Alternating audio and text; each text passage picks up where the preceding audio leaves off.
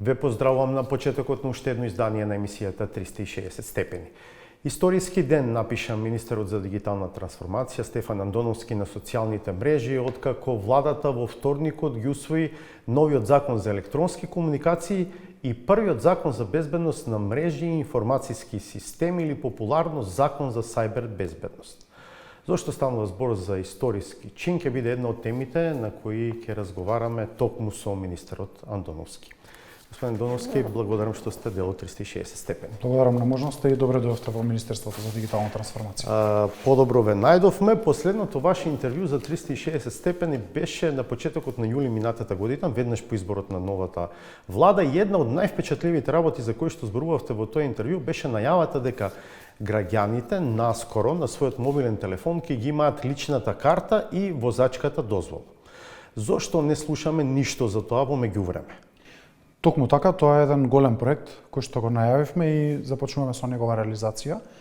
Беше потребно повеќе време затоа што станува збор за меѓународно партнерство со Министерството за дигитална трансформација на Украина, која што веќе ја има оваа алатка во рамки на нивната мобилна апликација DIA, и заедно со Дигитална Европа програмата, за која што добивме грант од над 1 милион евра. Добро ве слушнав, Украина. Украина. Значи земјата во војна.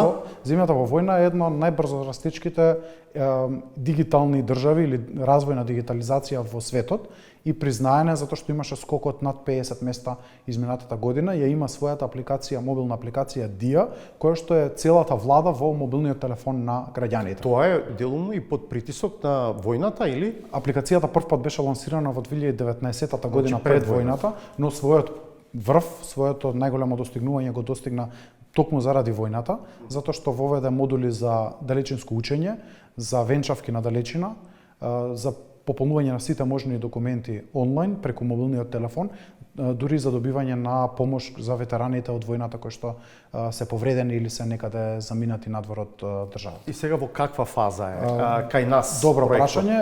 Добивме позитивен одговор од програмата Дигитална Европа.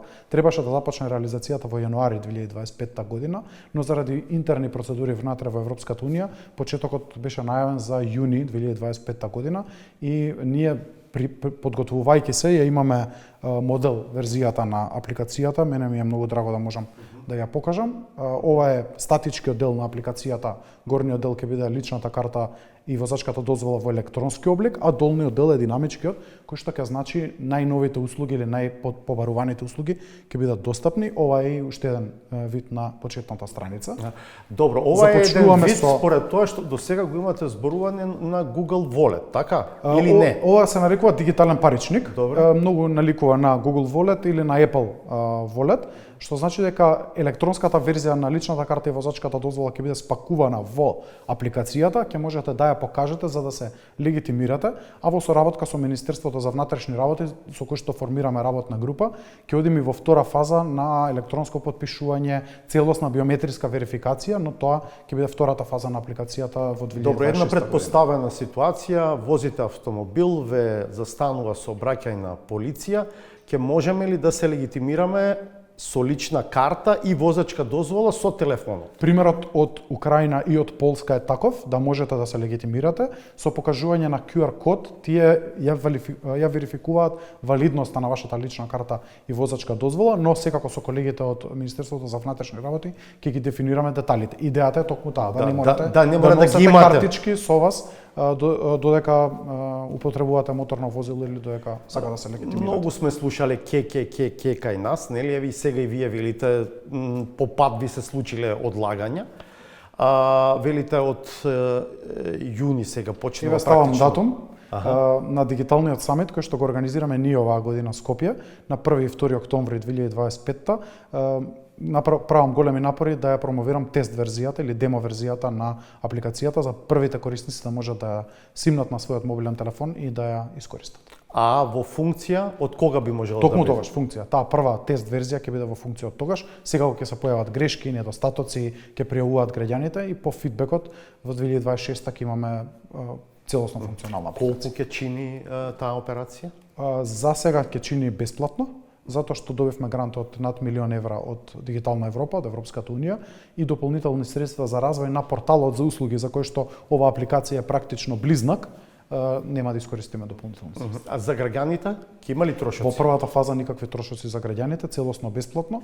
Во следната фаза кога ќе вклучуваме дигиталниот подпис, биометриската верификација, веќе може да се појавуваат некакви трошоци, но тоа е дискусија која што ќе водиме кон крајот на 2026 година.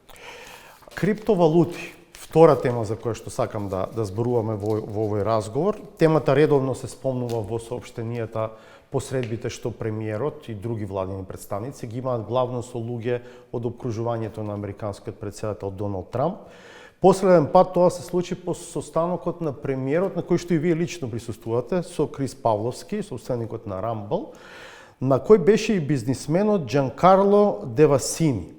Владата го представи Девасини како еден од највлијателните луѓе во светот на криптовалутите.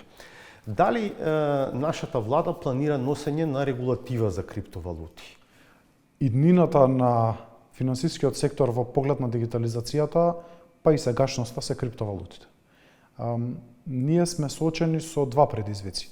Едниот да прифатиме реалноста дека тие постојат и денес во Македонија, се тргуваат криптовалути и луѓето можат да ги менуваат во определени менувачници за вистински пари. И фактот дека со забрзан чекор одиме преку реформската агенда кон Европската унија и мораме да следиме регулативата на Европската унија. Државите кои што тоа не мораат да го прават, веднаш донесоа регулатива некаква за криптовалутите, кои што не мора да ја следат не мора ЕУ. да следат политиките на ЕУ во целост, додека ние мораме да бидеме внимателни во овој аспект. Иако целосна надлежност за регулација на овој пазар припаѓа на Министерството за финансии, ќе ми дозволи да искоментирам дека нов тренд се така наречените стабилни криптовалути или stable currencies, Конкретно господин Девасини Тетер, да, така. За кои што беше ерес да се зборува во Европската унија минатата година, но оваа година веќе забрзано се зборува дека и еврото ќе мора да бара своја стабилна криптовалута со која што ќе ја гарантира својата вредност. Дали ќе стигнеме таму, не сум сигурен. Но дека се позасилени се дискусиите постојат и ние како влада би биле несериозни ако не ги разгледуваме. Имате ли притисок сега, условно кажано притисок или барања, еве од овие луѓе со кои што се среќавате, велам луѓе од обкружувањето на Трамп, да направите некаков исчекор? Повеќе би кажал дека тоа беа совети за каде се движи светот и каде развиениот свет како размислува. Затоа што ние често можеби ги немаме целосните информации. И јас поголем притисок чувствувам од граѓаните кои што веќе разменуваат криптовалути, но тоа го прават на еден нерегулиран начин и се соочени со несигурност дали вистински ќе може да ги променат тие криптовалути за македонски денар и од нив се чувствува притисок и коментари зошто владата побрзо не оди во оваа регулација. Нема треба потреба да сме свесни дека европската регулатива е многу значајна за нас и треба да бидеме многу внимателни. Не треба да ве прашувам вас, очигледно е дека веројатно сте за да се размислува во насока на носење на регулатива за криптовалути, ова што го зборувам. Мое лично мислење, не сме го разговарале на седница на влада за да кажам мислење на владата, но мое лично мислење е дека ако светот се движи во оваа насока, ние немаме друга опција отколку да размислуваме и ние за регулација. Нема да ве прашам за став од седница на влада, но претпоставувам зборувате со другите колеги, со колешката во финансии, со премиерот, со други министри, што е доминантниот став во владата, што вие чувствувате? Затоа и почнав со реченицата дека постојат две становишта, едното е една по-ригидна конзервативна регулација во Европската унија и еден е чекорот кој што го заземаат други држави. Ние во програмата на политичката партија ВМРО-ДПМН пред изборите напишавме дека ќе работиме на начин на регулирање на криптосредствата и на тргувањето легално со криптосредства во Македонија. И сметам дека кон тоа и ќе се движиме, но повторно ќе кажам, целосната надлежност е во Министерството за финансии. Нивната експертиза е многу поголема од мојата и ја почитувам, така што треба да најдеме некое решение кое што ќе не движи напред, а нема да значи опасност или некаква несигурност за граѓаните. Има пример некако во регионот на веќе донесена регулатива во тој дел? Бугарија има определена регулатива на полиберално тргување со криптосредствата. Треба да се размислува кои се за нас квалитетните решенија, затоа што ние имаме едно искуство да имаме стабилен банкарски сектор овие изминати години, но исто така ги имавме и шоковите од кризите кои што ни се случува со замрзнатите девизи во 90-тите, со штедилниците, со пропаѓањето на една банка пред некоја година. Тој сакал да така што тоа може да предизвика страф и несигурност. Можно е да бидеме, како сега да искористам некоја метафора, криптобелизе во Европа, ако влеземе Па во таков процес? Како кандидат за членка во Европската унија, кој што сериозно си ја зема обврската за со реформската агенда, од кој што многу сериозен дел е реформата на финансискиот сектор, мислам дека нема таква опасност. Според вас, иако веќе делно коментиравте, дали поседувањето и тргувањето со криптовалути во овој момент е легално во Македонија? Добро прашање. Не е нелегално, да се изразам најпрецизно. Зошто не е нелегално? Затоа што не е забрането. Со ниту една одредба од ниту еден законник во Македонија не е забрането да поседувате или да разменувате криптовалути, но не е регулирано. И тоа создава несигурност. Еве едно следно прашање. Дали е законски министер, функционер, директор да поседува биткоини и да ги пријави како имот во анкетниот лист за својот имот што го декларира пред ДКСК? Доколку сметам дека треба, доколку има, истите да ги пријави. Не е забрането, повторно ќе кажам. Може би да имате картичка во некоја странска банка и со нејзе да сте купиле криптосредства и да ги поседувате, и за истите би требало да ги декларирате во вашиот имотен лист. Што мислите, дали декларирањето на биткоин е можеби еден од подобрите начини за еден функционер во овој момент да легализира пари што можеби би ги стекнал како мито во текот на својот мандат? На што мислам? Вие и самиот рековте, во Скопје сега можете да одите и да размените, така? Да уновчите биткоин за кеш, така? И парите ќе ги добиете во плико. Можам ли да пријавам биткоини, независно дали ги имам или ги немам, а на излезот од мандатот да се повикам на биткоините и при тоа да прикажам, да речеме, три стана. Никој не може да провери во моментот, да речеме, дали вие навистина имате биткоини или немате. Хипотетичко е прашањето. Еве да се обидам да дадам некој хипотетички одговор. Да ги споредиме со купување на определена акција во определена компанија. Можеби нема да знае никој дека имате акции во определена компанија, затоа што имате под границата од 5% и таа компанија може да доживее фантастичен успех и вашите акции да станат многу повредни од моментот кога првпат сте ги пријавили. Но имате обврска да ги пријавите, така, и има регулатива. Во исто време, ако пропаднат тие акции, вам и средствата кои што сте ги имале вложено ќе ви пропаднат. Многу е слично со криптото, затоа што и криптовалутите вредноста им паѓаше определен период и тогаш исто така се случуваат промени на имотот. Но ќе повторам, не е регулирано прашањето, а Државната комисија за спречување корупција бара да го декларирате сиот ваш имот. Независно од тоа дали во Македонија ви е регулиран на определен начин или не ви е регулиран. Но Андоновски таа бара да го декларирате, но нема начин како да го провери тоа. Конкретно за биткоин многу работи ДКСК не може да провери во своето работење, па претпоставам дека и ова е дел од нив. Значи, еве да му се вратам на моето прашање, тој ризик на тоа, да речам, оваа сива зона сега да биде злоупотребувана постои. Постои на многу начини. Не е исклучиво само за политичари, не е исклучиво само за деклариран или недеклариран имот, туку и воопшто што се дозволува да се менува на еден сив начин да менувате криптосредства кои што не се препознаени на македонскиот пазар. Токму затоа сметам дека едно регулирање на оваа материја во согласно со начелата, препораките или визијата и на Европската унија е посоодветно отколку да останеме во ваква сива зона. Кога сме кај темите од добро владење и борба против корупцијата, во изминатиот период опозицијскиот СДСМ објавуваше случаи на тендери во вашето министерство, два кои што ги добила фирма на сопруг на државната секретарка во вашето министерство и еден пример на тендер што го добила фирма на родители на вработен во министерството. Вие останавте на тоа дека се е законито и дека се е во ред. Може би е законито, но колку е етички оправдано, колку е во духот на добро владење? Па сметам дека кога ќе наследите министерство кое што е целосно разрушено, како што го наследев јас, во кој што немаше еден функционален телевизор или презентацијска опрема, да не зборам за проектор, да не зборам дури ни за бела табла за запишување на задачи, а треба да донесете 4 закони од реформска агенда која што на државата ќе отклучат 20 милиони евра, можете да донесете две одлуки. Едната одлука што ја носеле моите претходници, да оставите работите да течат како до сега и вработените институцијата да пропаѓа, наместо да биде една од најквалитетните институции во државата, каква што беше кога првпат се формираше тогашното МИО, или да донесете одлука да работите. И јас сум донел одлука да работам. И кога ќе работите, нормално е да предизвикате реакции кај оние кои што сметаат дека треба да ве критикуваат по секоја цена. И тоа е во ред, затоа што не може само да ме критикува дека не сум работел, дека нема резултати ова министерство, дека вработените не работат на подобро работно место од кое што работеле. Ама во ред ли е фирма на сопот сега, на државната секретарка воопшто да аплицира на тендери, не да ги добива? Одам кон тоа. И јас се соочувам со ситуација во која што добивате одлука, предлог одлука за склучување на договор. И јас тогаш првпат дознавам дека определена компанија има сопственик кој што е во роднинска врска некаква со некого.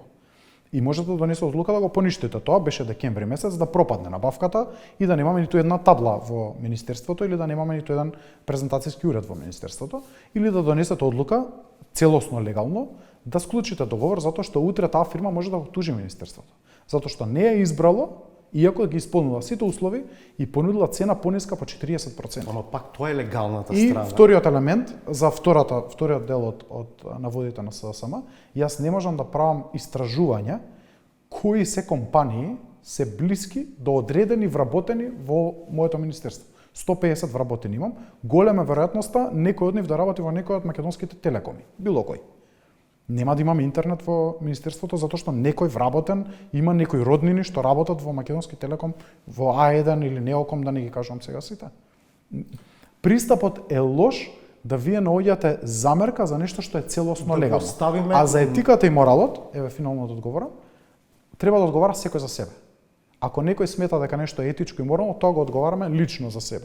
Јас не сметам дека сум направил било каква повреда од етички или морален аспект, затоа што ниту една моја со државната секретарка, еве државната секретарка вие именувате, така? Да. Вие ја поставите. Разговаравте ли со неа на таа тема? Имавме неколку разговори. Зошто еве таа не би пријавила претходно? Еве пред тендер. Разговори. Може јавноста да се согласува, да не се согласува, но ние се водиме од начелото на легалност и на законитост. Не може да се водиме од некои други начала, затоа што тоа ќе создаде штетна пракса. А фактот дека сме заштедиле 40% на секој од набавките остана. Остана да виси и напредувањето, именувањето, назначувањето на неколку членови на вашето семејство на различни позиции. Едниот сте вие, министер за дигитална трансформација, вториот е вашиот татко, советник на премиерот, и трет што беше спомнувам беше вашиот брат на некаква позиција во една од безбедносните агенции. Според вас, дозволива ли е ваква концентрација на позиции, на функции, па и на моќ во едно семејство? Да се вратиме од последното што го кажавте. Ми е криво кога новинари со долгогодишно искуство, наместо да се водат од основното начало праша и втората страна, изнесоа тешки невистини и манипулации во јавност неколку пати, не еднаш, серија на невистини за мојот брат, со што го нарушуваат неговиот углед, а и создаваат впечаток во јавноста дека се правело нешто незаконско во службата каде што тој работи. За волја на вистината, таму работи 12 години и не е вистина дека унапреден 2 пати во изминатата година.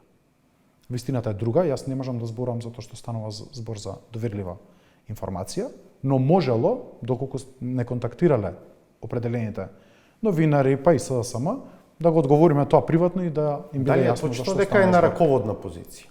Точно е, дека е на раководна позиција за која што исполнувал услови и е еднаш унапреден во своето работење. Во сите овие 12 години е еднаш. Добро, но по смената на власта дали е поставен на нова раководна позиција повисока од таа на која што бил? По смената на власта во неговата институција со претходниот директор тој е поставен на определена раководна позиција. Не со сегашниот директор. Добро.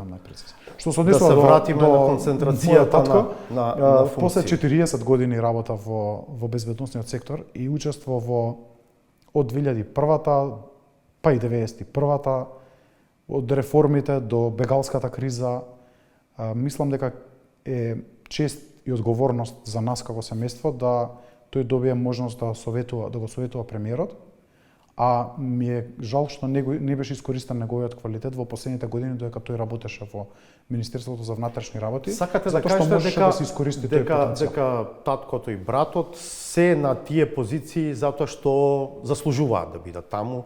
Во цело заслужуваат да бидат таму. Јас сум горд на тоа што го имаат сработено и двајцата во целиот нивен живот. Но како го објаснувате тоа што и резултатите го покажуваат? Еве, вашето именување, татко ви станува советник на пример, братот еве на една некаква раководна позиција во безбедносна агенција, сепак по смена на власт. Има и една партиска димензија во сето ова. Па нема да се сложам, зошто? Затоа што овие за нив двајца можам да зборам, мојата позиција е политичка позиција и сум ја заслужил или не сум ја заслужил со тоа што сме оделе на избори и сум дел од политичката партија.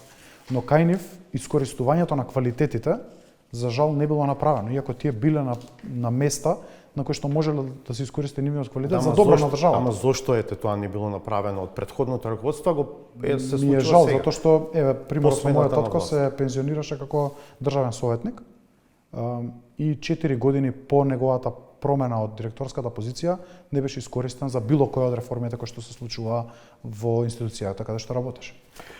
Има ли епилог од постапките пред Државната комисија за спречување на корупција? Тоа е можеби најважното прашање. Веќе 8 месеци како нема одговор ниту на првиот навод, кој што во јавноста не беше многу експлоатиран, кон мене беше поднесена представка за непријавување имот во мојот имотен лист. И дури ни од тоа нема конечен одговор. Било позитивен или негативен. Било обвинувачки кон мене или ослободувачки. Бараше ДКСК така и дознав дека постои представка, се побара не одговор, туку се побара информација, односно се достави дека имале увид во мојата банкарска сметка или моите банкарски сметки. И ништо по тоа немам слушнато. За ниту едно од овие 4 или 5 се представки во Државната комисија за спречување. И за тендерите? За ниту едно. За ниту. Немаме конечен одговор. Имаше комуникација, ние доставивме сите можни документи кои што беа побарани од нас, но немаме повратен одговор до сега. И во најавата ја спомнавме сајбер безбедноста и новите закони. Сите се сеќаваме на хакерскиот напад на Фондот за здравствено осигурување.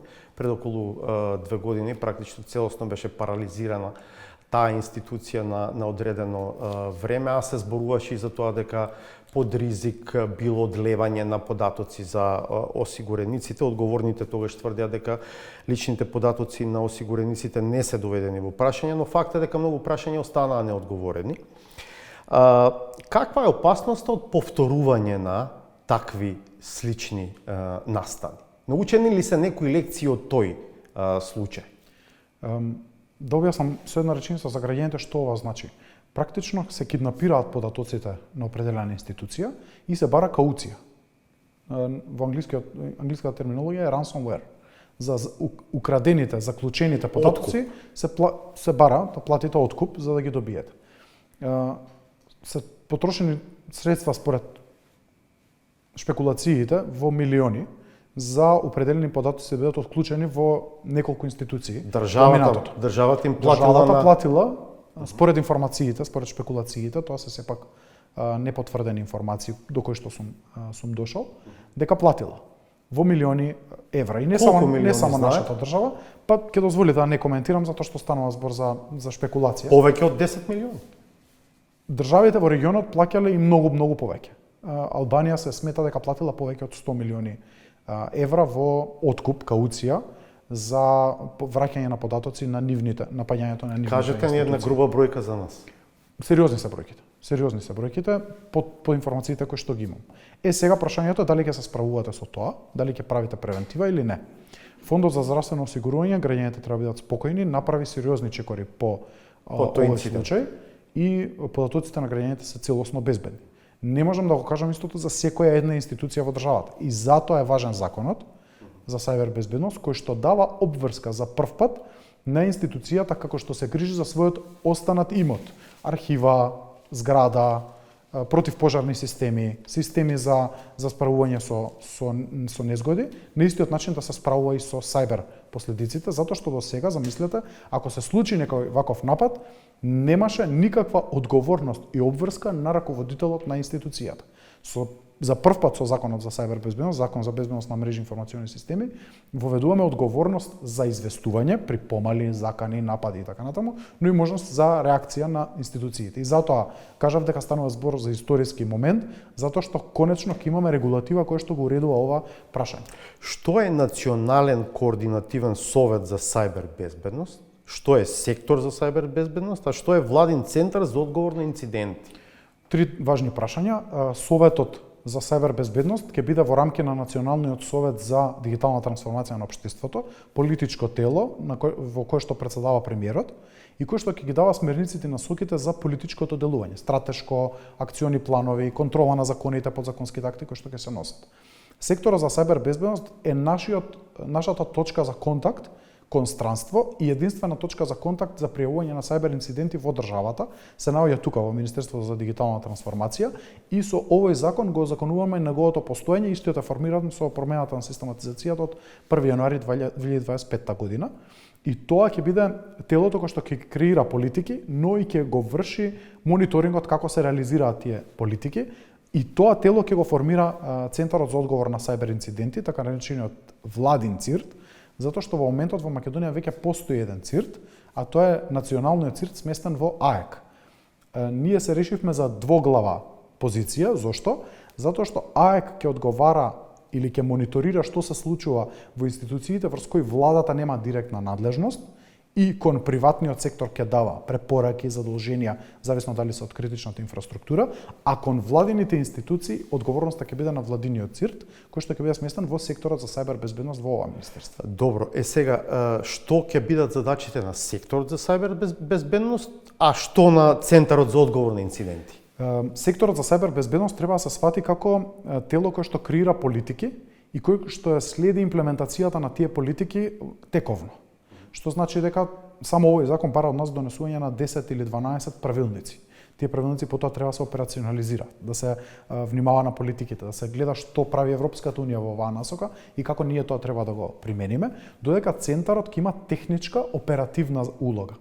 Што значи дека тој на дневно ниво ќе следи, ќе мониторира какви се состојбите, каков е сообраќајот, дали постојат инциденти на пониско, на повисоко ниво и дали треба тие да се ескалират и да се реагира побрзо. Да се замисли како еден вид на task force или на едно работно тело кое што оперативно работи на мониторирање на превенција на сајбер инциденти. 112 за оваа област. Од прилика така, да. Сега рековте дека секторот за сајбер безбедност е формиран во рамките на Министерството за дигитална трансформација.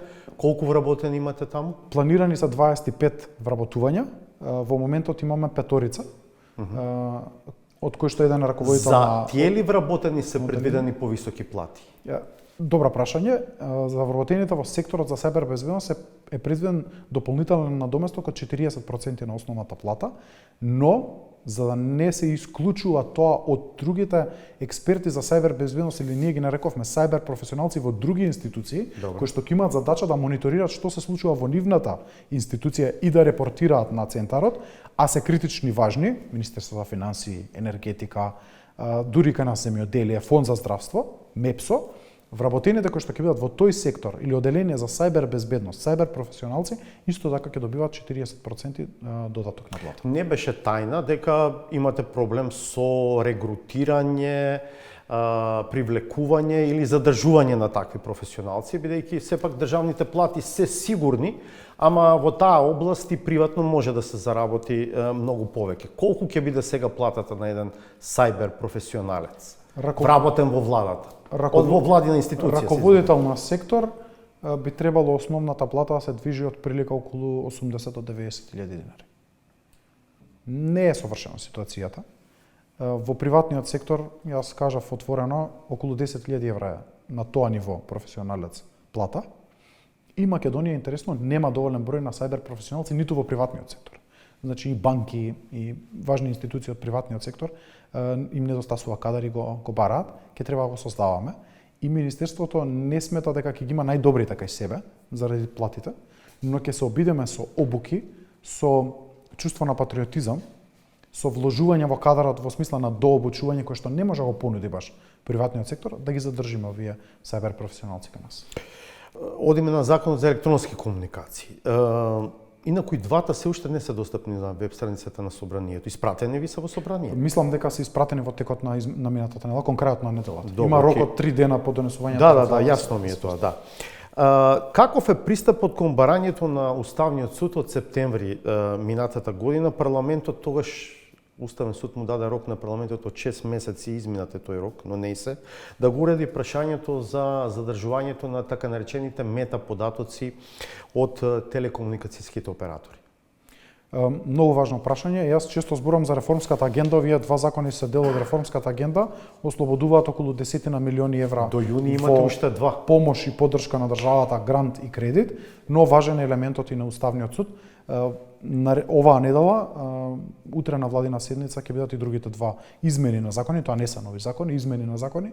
Мислам дека ќе ги донесеме и ќе го запазиме рокот од јуни 2025. Околу реформската агенда. За реформската агенда. Добро. Околу Уставниот суд, затоа и се пролонгира донесувањето на Законот за електронски комуникации. Ние бевме подготвени и порано, но комуницирајќи со релевантните институции, направивме дополнителни измени и консултации со сите засегнати страни, МВР, Агенциите за национална безбедност, за разузнавање, ОТА и останатите, за да стигнеме до едно решение кое што е одговара на барањата на Уставниот суд и на нивното мислење и во исто време ги заштитува податоците на граѓаните. Ако дозволите, ставам збор за метаподатоци кои откриваат меѓу кои лица е воспоставена комуникација, формата на комуникацијата, мобилна, фиксна телефонија, интернет, електронска пошта, време, место на комуникација, уредите меѓу кои е воспоставена комуникацијата, на кое место сте биле во тој момент и така натаму. Уставниот суд изрази сомнеж дека постојното законско решение овозможува обемно и масовно вмешување од страна на државата во приватниот живот на граѓаните, со оглед на тоа што задржувањето на податоците неселективно, затоа што малку е комплицирано објаснувањето, но исклучокот значи дека не постои временско ограничување за чување на овие податоци, до кои што било пристапено и биле зачувани, па од тука тие може да се чуваат неограничено без да бидат избришани. И тоа е најспорното за Уставниот суд всушност и затоа бараше од собранието ова да се уреди поинаку. Со овој закон се уредува поинаку, има фиксен рок од 12 месеци, доколку не е покренато обвинение или нема судска одлука за бришење на податоците кои што се чувале и точно ги утврдува можностите кога надлежните институции во согласно со кои закони смеат да чуваат вакви податоци и колку определен рок.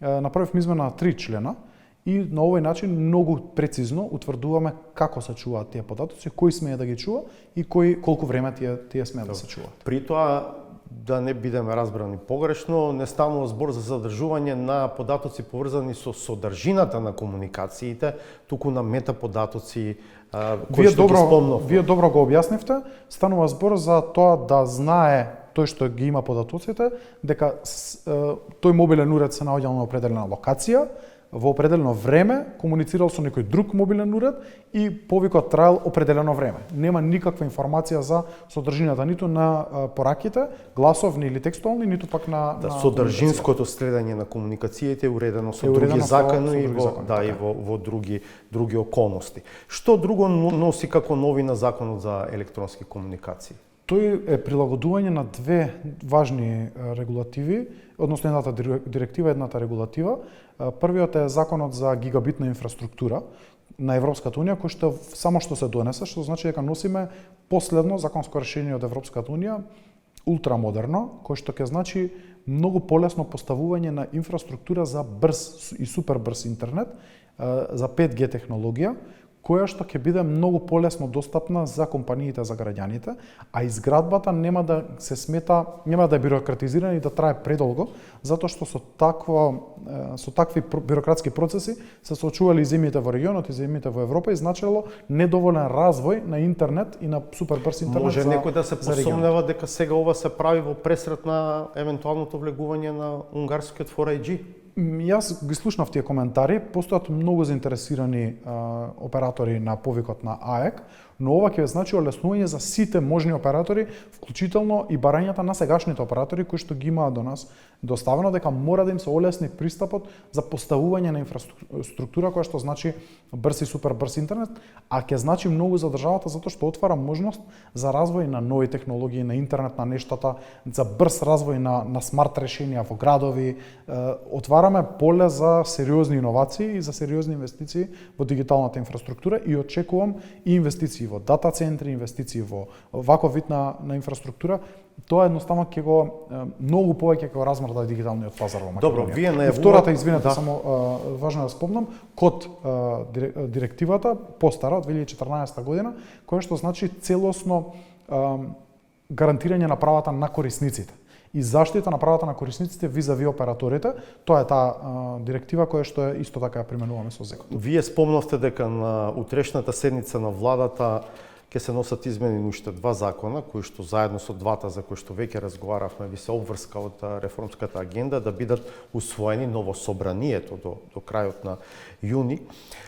Неодамна министерот за европски прашања Орхан Муртезани рече дека дел од институциите се пожалиле од и динамиката, роковите предвидени во реформската агенда се пресилни, преизискувачки и дека веројатно тешко може да го следат. Како ќе биде со вас, со вашиот ресор во тој дел? Оваа група на активности кои што ги имаме, ги подготвивме законите. Вреди да кажам дека тимот работеше многу напорно и нашите верзии на законите, предлог законите беа доставени во влада уште во месец март. Но овие два закони за кои што зборувавме се навистина комплексни, се нови и требаше многу време за усогласување со останатите институции. Останатите два се измени на законот за архивско работење и законот за електронски документи. Така што мислам дека тие помалку време им требаше за усогласување и ќе се донесат. Обврските оваа година ќе ги исполниме. Јас кажав, ова министерство ќе биде предводник на процесите во делот на реформската агенда. Сепак имам дилеми до каде ќе одат реформите 2026, 2027 и 2028 година, затоа што дел од нив на вистина бараат сериозни инвестиции во инфраструктура и сериозни промени во сите други институции за да стапат на сила практично овие закони кои што сега ги носиме во вистинска смисла на зборот, нивната вистинска имплементација до крај.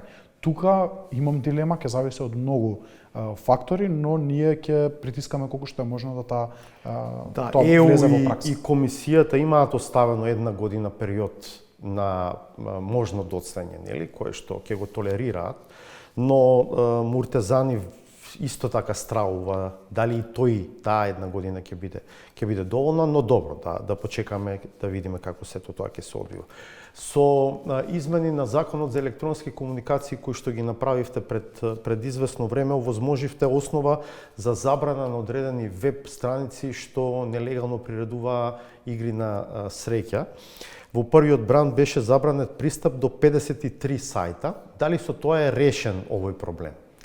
Не е решен, но започнува сериозно да се решава.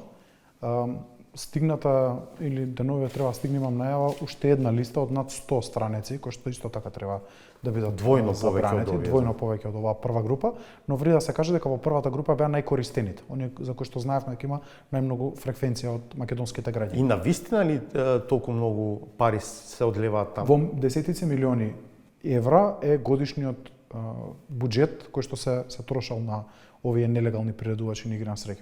Зошто сметам дека сме на вистинскиот пат, а што ме загрижува, тоа е дека дел од овие нелегални приредувачи на игри на среќа незаконски прават кривично дело со тоа што ги повикуваат своите играчи преку мејл адреси, им испраќаат мејлови на кои што ги советуваат како да ги изиграат забраните во Македонија и како сепак да можат да пристапат кон овие веб страници, за да можат нелегално да продолжат да ги играат овие игри на среќа.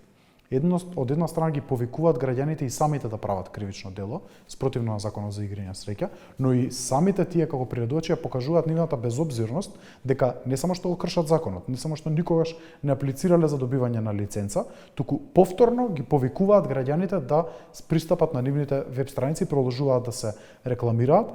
Информиран сум дека ќе биде поднесена и кривична пријава за некој од овие приредувачи. А тие се наши локални, од овде се приредувачите? Од регионот се приредувачите на игри на среќа. Претежно се од регионот, оние кои што се однесуваат најбезобзирно од сите. И имате ли некаков увид кои се корисниците? Не можеме Каква е да знаеме кои се структурата? корисниците, немаме такви информации, но тоа често од информациите кои што вака сум ги добил во градот се станува збор за млади луѓе кои што често искористуваат лични карти, кредитни картички, дебитни картички на своите родители, затоа што не можат сакате да и кажете? малолетници, затоа што не можат самите да пристапат во некоја од овие казина кои што предуваат игри на среќа или кладилници во Македонија, но хетерогена е структурата, по информациите што ги имаме, хетерогена структурата. Опасност е дека се споделувале им пали ова сега со заобиколувањето на забраната? Според моите информации не. Според моите информации не, но ќе се трудат. Очигледно е дека наместо се потрудат да добијат лиценца, да аплицираат, да видат каква е регулативата, па дури и да бараат промени на законите, што е легитимно за определена група на компании или граѓани, за да платат данок, за да бидат легални на пазарот, тие влегуваат од едно кривично дело, нелегално приредување игри на среќа, во друго поттикнување на друг да исто така ги користи нивните платформи. Една многу сериозна безобзирност.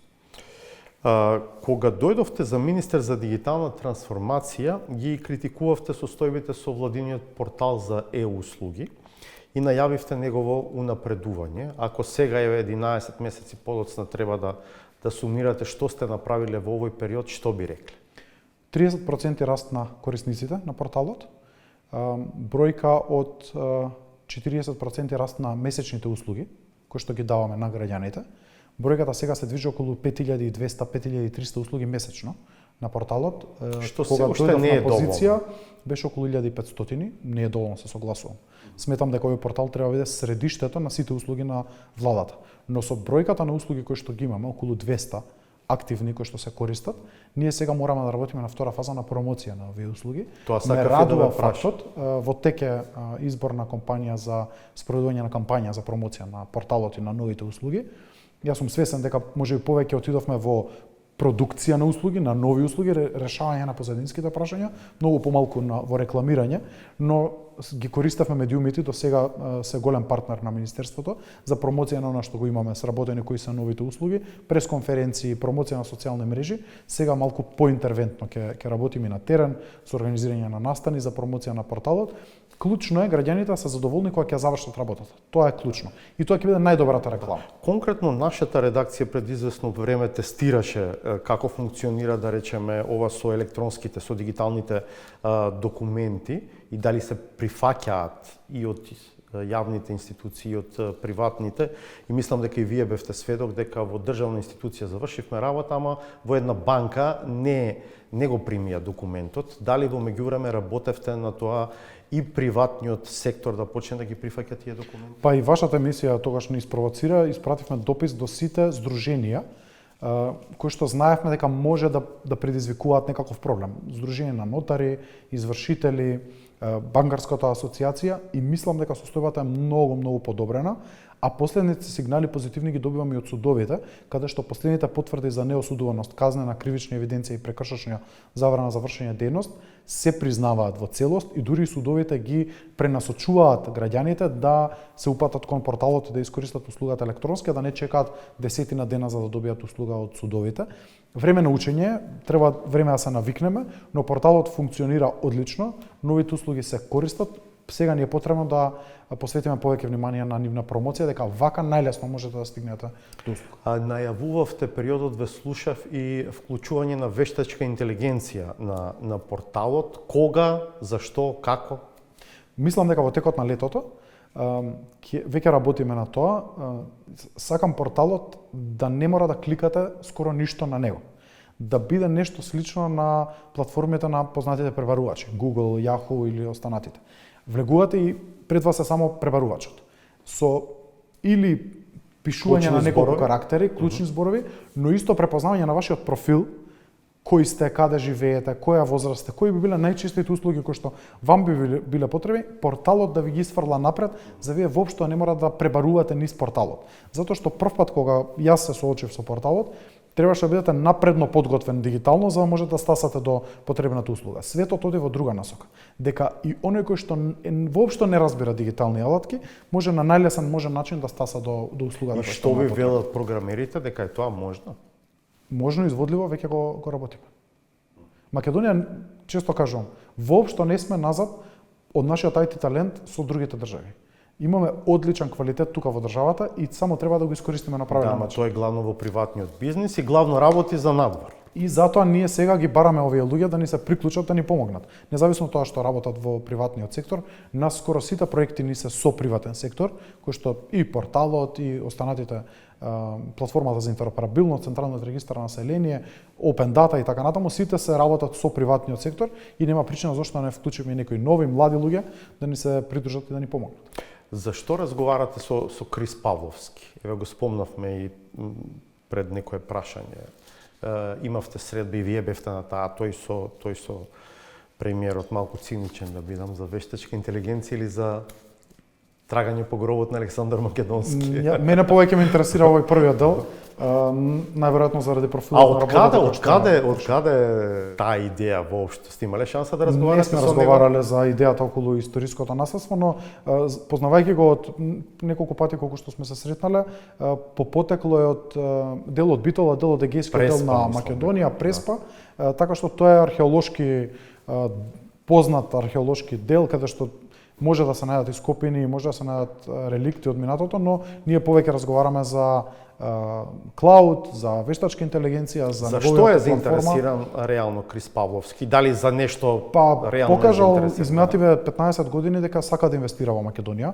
Неговата фирма и блиски фирми до неговите пријатели веќе долго време работат тука во Македонија, вработува доста луѓе, го спонзорираше и последниот настан на Македонија 2025. Мислам дека инвестицијата ќе биде во поглед на дигитализација. Не сум сигурен во која точно насока ќе се движат инвестициите. Видов дека отворија и компанија за услуги клауд, така што можеби и тука ќе се развива. Се спомнува дата центар. Добро прашање за дата центрите. Јас изминатите месец дена разговарав со 4 различни светски компании за инвестирање во дата центри за вештачка интелигенција во Македонија. Интересни сме како Може да пазар. објасните за публиката што значи тоа? Да, тоа се магацини во кои што, вака најпластично се обидувам да објаснам, магацини во кои што се сместува опрема, сервери, кои што служат за големи пресметување на големи податоци. Вештачката интелигенција се користат за го вештачката бара интелигенција. Еден збор кој што го пишувате во некоја Gemini или ChatGPT бара да огромни калкулации се извршуваат, а за тие калкулации се потребни огромни сервери. Зошто некој би сакал да направи дата центар во Македонија, а не некаде на друго место? Многу слично со инвестициите кои што беа во автомобилската индустрија пред 10 на 15 години. Ние сме пазар кој што е блиску до Европа, што значи нема долго време на пренесување на Географски блиску, мислите? Многу добро сме поврзани со електрична енергија, мрежата на електрична енергија, но и со оптика. Важиме за држава која што е многу добро поврзана на интернет, одличен стабилен интернет има и многу важно имаме многу добар IT талент. Студенти кои што излегуваат од факултети од Македонија во IT делот од Штип, Битола, секако првенствено Скопје и Финки и Фейт се најквалитетните во регионот и пошироко. И свесни за тоа компаниите бараат пазар кој што е нов, кој што е различен од останатите и кој што е компетитивен во овие неколку И рековте со аспекти. 4 Да, се надевам дека гиганти сте некој се од сретнале. нив Добро. ќе има интерес за изградба, тоа се приватни проекти. Воопшто никој од нив не побара никаква субвенција, финансиска помош, поддршка од државата, само добри услови за водење бизнис, за да можат да ги отворат своите Крис Павловски не дата размислува центри за тука во дата Македонија. центар. Дел од размислувањата и на Крис Павловски и на Рамбал А во биле и за регионот дата центар. околу нас каде има таков дата центар? Дата центар голем има во Крагуевац, кој што го изгради Србија како држава. Имаме и ние помал, кој што служи за заштита на податоците во Прилеп, но овде зборуваме за дата центри за вештачка интелигенција, нешто што го нема во поширокиот регион на југоисточна Европа. Да речеме од Германија надолу и долу е веќе во Египет, најблиското можно во моментот што ми е познато да имаме дата центар за вештачка интелигенција. Вашата област се спомнува и во договорот влада со влада што неодамна беше ратификуван во собранието со Обединетото кралство, но за конкретен проект досега не слушаме. Слушаме за проекти во инфраструктура, здравство, образование енергетика, ама во овој вашиот сегмент нема ништо. Дали потенцијално ќе користите некаков заем и вие за нешто? До сега Велика Британија ни помага многу во делот на сајбер безбедноста. Со нив изработивме минимални сајбер безбедносни стандарди за институциите и ги тестиравме на една вежба на која што беше присутен и премиерот, и нивната поддршка и помош е од исклучителна важност и значење. Дали ќе инвестираме зависи од проектите кои што ќе ги подготвиме овој период, а тоа зависи од решението. Во поглед на реформската агенда ние бевме фокусирани на законите кои што ни се обврска сега. Следна фаза доаѓаат големи инвестициски проекти во смисла на дали ќе се гради или нема се гради државен дата центар, дали треба да се проширува, надградува владината оптичка мрежа и каква е платформата за интероперабилност што ќе бара во следната деценија таа платформа. Овие три клучни големи проекти може да се финансираат преку реформската агенда и кредити, но ако сметаме дека се поповолни од договорите кои што би можеле да ги склучиме со владата на Велика Британија, тоа ни останува како можност затоа што и тие беа заинтересирани во овој голем стратешки договор да бидат вклучени и деловите на сајбер безбедност. И само уште едно прашање пред крајот на овој разговор. Вие ги покривате и законите од областа на медиумите. Неодамна беше изменет законот за медиуми во делот на регулација на порталите, сега следува фазата на регистрирање кај агенцијата, но јас сакам да ве прашам за така нареченото државно или владино рекламирање. Зошто го нема? Каде запна работата? Ова е предвидено во друг закон, не во законот за медиуми, во законот за аудиовизуелни медиумски услуги. Едно решение од минатата година, кое што до сега не е заживеано. Ние имавме обврска да испратиме до собранието барање за номинација на членови за едно тело, совет, кој што ќе утврдува кои ќе бидат темите за владино рекламирање или за државно, тоа не е формирано за државно рекламирање. Од страна на собранието повратно немаме информација дали има номинација од политичките партии, кој бил заинтересиран. Имате сознание зошто тоа стагнира? Искрено немам дополнителни информации. Мислам имате прашања, барање од медиумите? Концептот на ова финансирање сметам дека треба да има државни кампањи, мое лично мислење дека треба да има државни кампањи, но овој концепт во кој што се номинираат од едно место лица во совет, друг ги избира, а Министерството за дигитална трансформација има обврска само да ја плати финалната фактура, не сметам дека е правилен пристап. Формално не сметам дека ова е начинот на кој што треба да се. Вие имате пари за оваа година за ваква намена? Доколку има реализација на кампања, ние можеме да обезбедиме средства во постојниот буџет во кој што ни е зададен од собранието. А бидејќи велите дека мислите дека не е соодветна оваа формула, мислите дека треба да се смени законот? И јас, ова е мој став, сметам дека законот вака како што е напишан многу тешко ќе заживее, затоа што е навистина многу комплициран и споредбено не сум нашол во која друга држава постои ваков тип на одлучување што ќе се финансира, а потоа некој друг да ги исплаќа средствата без да има никаква контрола зошто баш тоа и дали тоа е изреализирано, па вие да треба да го платите. Идејата беше да нема злоупотреби, бидејќи памтиме времиња во кои што практично ајде сега да бидам погруп, се купуваа уредувачки политики на одредени медиуми, па ова да не биде начин повторно за директно влијание на владата врз медиумите. Можеби треба да се регулира на начин што собранието ќе ги исплаќа средствата на медиумите за кампањата за кои што ќе реши да ги финансира. Ова е една многу чудна ситуација да вам како институција ви стигнуваат фактури, а вие не знаете воопшто дали таа кампања на кој начин е реализирана.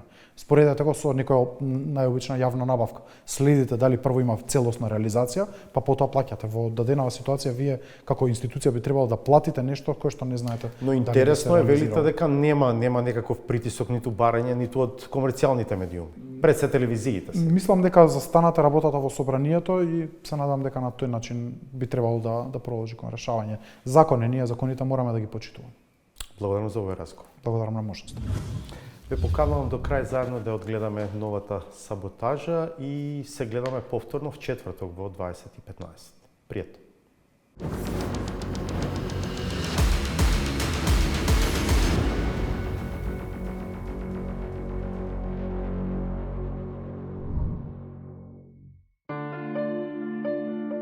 Момент кога сите очекуваат да чујат и да прават споредба со валути од типот на фунтата и незините пенија, долари и од нив помалите центи, еврата и нивниот стотен дел со исто име како и кај американската парична единица.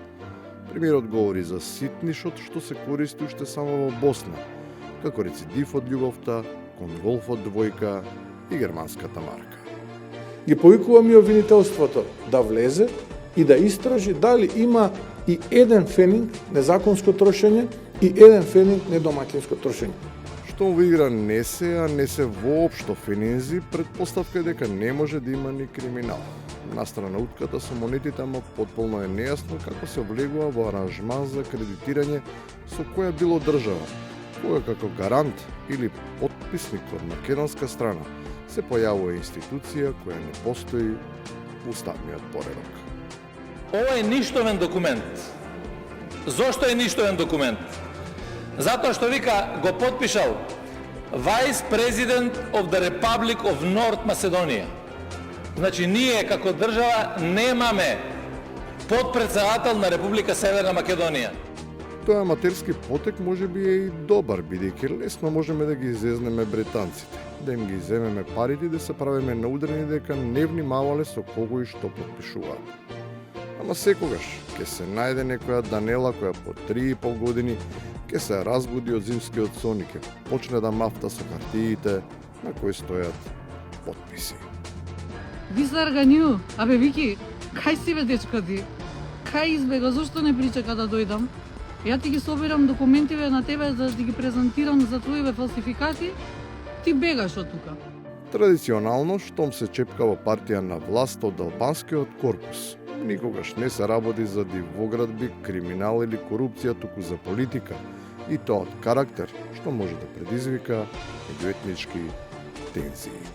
Ова е последниот план на Ахмети преку Блерин Беџети, шефот на парламентарната група, за дестабилизација преку општините. Овој пат не сами, значи не преку Таравари и други актери, туку преку Левица и инструментот Данела Арцовска.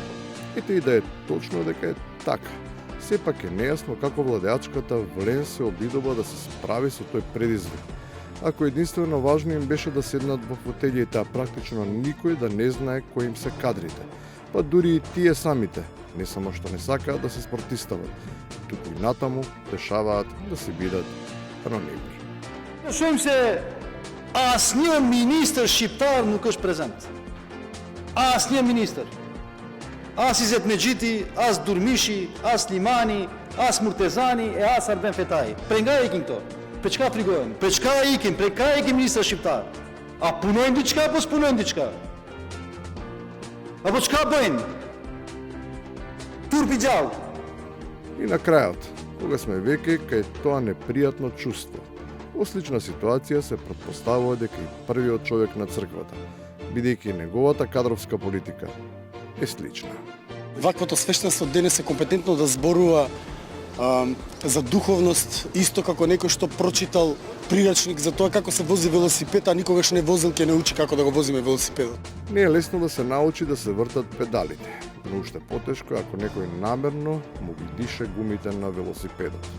Тогаш и тој што е качен на него не може да врти, па дури ни во место.